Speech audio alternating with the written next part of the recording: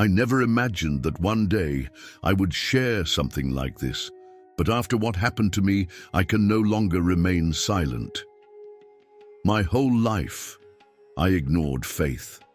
To me, God was just a distant idea, something for others to think about. I had more urgent concerns, friends, school, social media. Nothing else really seemed to matter. But then, in an instant, everything changed. It was a normal day. I woke up with my mother calling me for breakfast, as she always did. I ignored it for a few minutes, scrolling through my phone's feed before finally getting up. Just another Monday, nothing out of the ordinary. I got dressed, grabbed my backpack, and left. The weather was cool, but I barely noticed. My mind was occupied with messages, plans for the weekend, anything but spirituality. At lunchtime, I was with my friends, laughing at some random joke. Everything seemed so mundane, so normal. I did not know that those would be my last moments alive. After lunch, I went to my locker to grab some things when a friend called me to go outside with him. I closed the locker and ran to catch up with him. We were in the parking lot when I heard a loud noise of screeching tires. I turned my head at the reflection and, before I could react, a truck appeared coming toward me. The impact was brutal. My body was thrown through the air as if it had no weight at all. Everything around me became blurry. I heard screams, the metallic sound of the crash, and then silence. Suddenly I realized that something was wrong. I was there watching everything happen, but something didn't make sense. I looked down and saw my own body lying on the ground, arms and legs at impossible angles, blood spreading across the pavement. My friend was kneeling beside me, screaming my name, shaking my inert body. But I was no longer there. I tried to speak, tried to hold his shoulder to tell him that I was there, but my hands passed through him as if I were made of smoke. That's when I felt it. Something began to pull me. It wasn't a gentle invitation, it was an overwhelming, irresistible force. At first I thought I was going to heaven. After all, we always hear that when we die, there is a light and we are taken to it.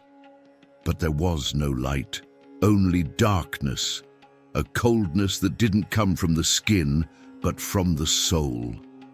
It was as if I were sinking into something thick and suffocating like tar. Then I heard voices. They whispered around me, laughing, mocking. I tried to scream, but nothing came out of my mouth. Desperation grew within me. Then I heard another voice, a different voice. Stop! At that moment, everything froze. The darkness trembled around me, as if it had a life of its own, as if it were afraid. And then I saw the light. But it was not an ordinary light. It was alive, shining like fire piercing through the darkness, and at its center there he was. I knew who he was even before I needed to ask. Jesus. His presence was overwhelming. It wasn't just light, it was power. A power that filled everything, leaving no room for anything else. Looking at him was like having my soul stripped bare, as if all my thoughts, all my actions, everything I was, were exposed. I tried to speak, but I couldn't. My body, or whatever I was at that moment, did not move. I just stayed there, helpless, waiting for what would come next. Then he looked at me and said my name. I felt everything at that moment. Love, sadness, disappointment. He wasn't angry, but I saw in his gaze something worse, hurt. Then, without saying anything more, he raised his hand. And I saw. My entire life passed before my eyes. Every moment, every choice, every sin. And it wasn't just like remembering something. I felt everything. Every wound I had caused, every word spoken thoughtlessly, every time I ignored someone who needed help, every selfish decision. It was as if I were living it all over again, but now feeling the real impact of my actions. Jesus was not condemning me. He was showing me the truth. Then the vision changed. I saw something different, something that terrified me in a way I didn't know was possible. I saw the future. I saw a world taken over by darkness, people running, screaming, cities ablaze. An invisible plague spreading. But the worst wasn't the chaos. The worst was the people walking toward it as if they were blind. They were not being forced. They were choosing. And then Jesus said something I'll never forget. This is what is to come. The world around me disappeared. The light that surrounded me vanished. And suddenly I was falling into the darkness. It wasn't just emptiness, it was a living abyss, a suffocating prison. And I wasn't alone. I felt presences around me. They were not human. I couldn't see them completely, but I felt them, watching, waiting. Then the voices returned, now louder, clearer. They chose this. The phrase echoed around me, coming from all directions. Distorted laughter surrounded me. Something touched me, invisible claws trying to pull me further down. I fought, but there was no resistance. There was no escape. It was then that I heard a familiar voice. You cannot help them now. I looked up and saw Jesus. He reached out his hand to me, and in an instant I was pulled out of the darkness. I was back in the light, but I was still trembling. Why? That was all I could say, my voice a weak whisper. Jesus looked at me, and in his eyes I saw pain. Because they chose this. I wanted to argue. I wanted to shout that no one would choose that, but deep down I knew what he meant. People reject the truth. They live as if none of this mattered. And when their time comes, it's already too late. I wanted to cry. The weight of what I had seen crushed my chest.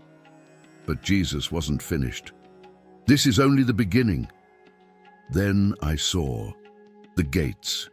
Tall, golden, radiating a light so pure that it almost hurt to look at. And on the opposite horizon, there were shadows, and they were waiting. The vision before me was clear.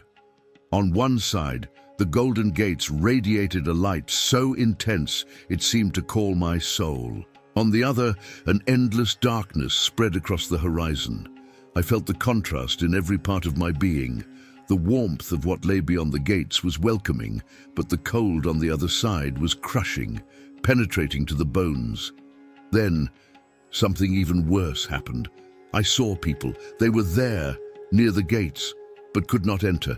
Some screamed, others cried, some appeared in shock, unable to comprehend what was happening.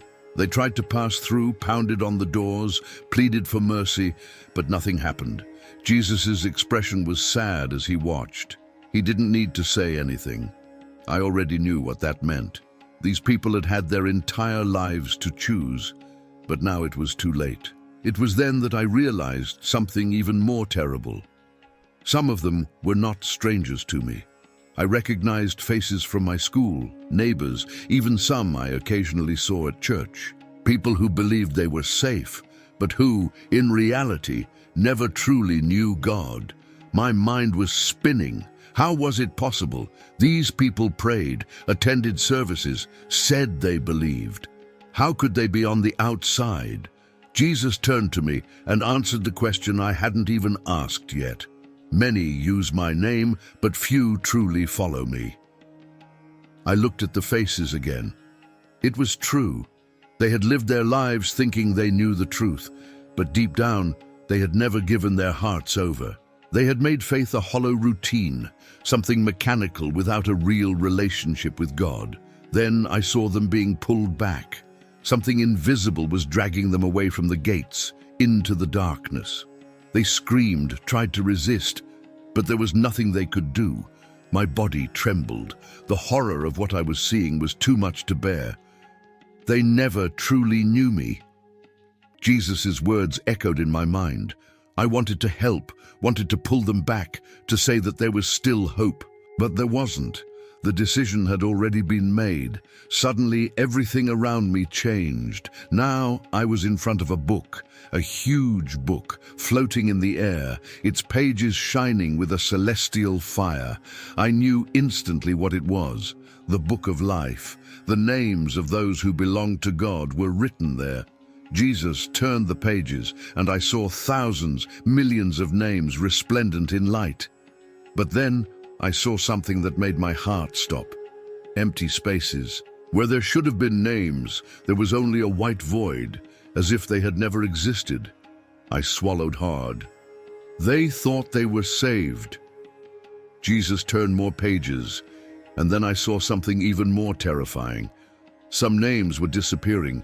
The bright letters began to blur, to dissolve, until nothing remained. People who once had followed God, but who had strayed away.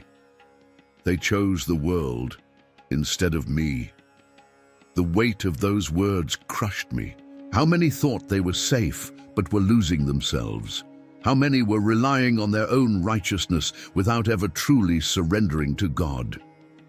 I turned to Jesus, my voice trembling. Can they be saved?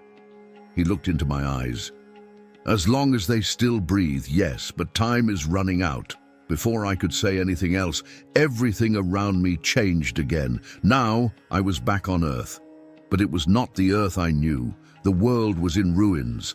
I saw fires consuming entire cities. I saw violent storms destroying everything in their path. The cracked ground, as if it were opening its mouth to swallow those who still remained. People ran desperately, screaming for help. Some tried to pray, but it was already too late. Others fell to the ground, hopeless, knowing that they had ignored all the warnings. Amid this chaos, I saw something else, something worse. Creatures moved among the ruins, twisted beings with empty eyes and mouths that seemed to whisper lies. They walked among the humans, touched their shoulders, guiding them further into destruction. Demons. They were not attacking. They didn't need to. People followed them willingly. I saw a young man holding a phone, his eyes glazed over at the screen, not realizing that the world around him was falling apart.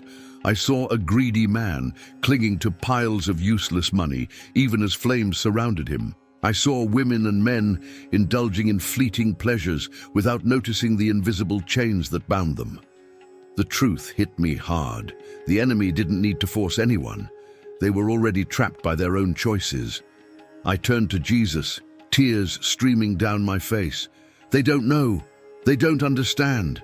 He nodded. That is why I am sending you back. My heart stopped. Back? After everything I saw. After knowing what is to come.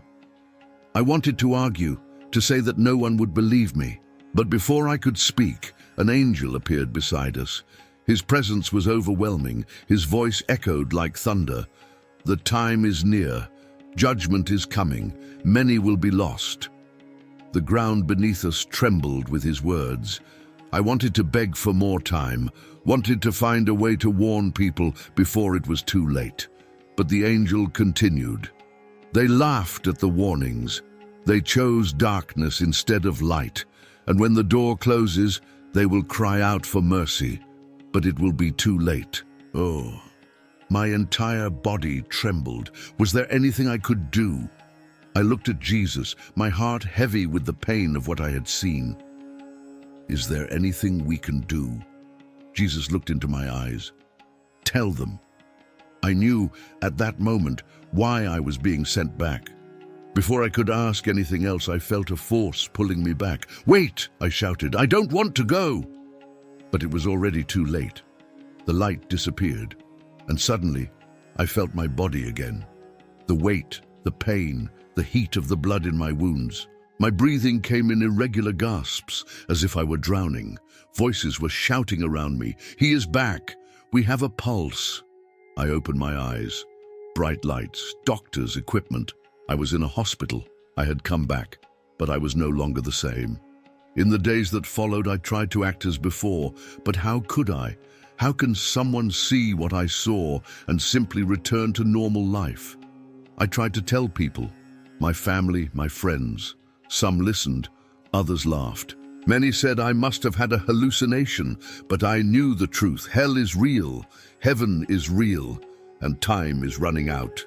The nights were worse. Every time I closed my eyes, I saw flashes of trapped souls, of names disappearing from the book of life. The weight of what I had witnessed wouldn't let me sleep, but then I remembered Jesus' words. Tell them. And that is what I did. I spoke to anyone who would listen, at school, at church, online. I wrote about what I saw. I didn't care if they laughed or called me crazy, because this is not just a story. This is a warning. If you are hearing this now, please listen. You still have time, but not for long. The door will close, and when that happens, there will be no turning back.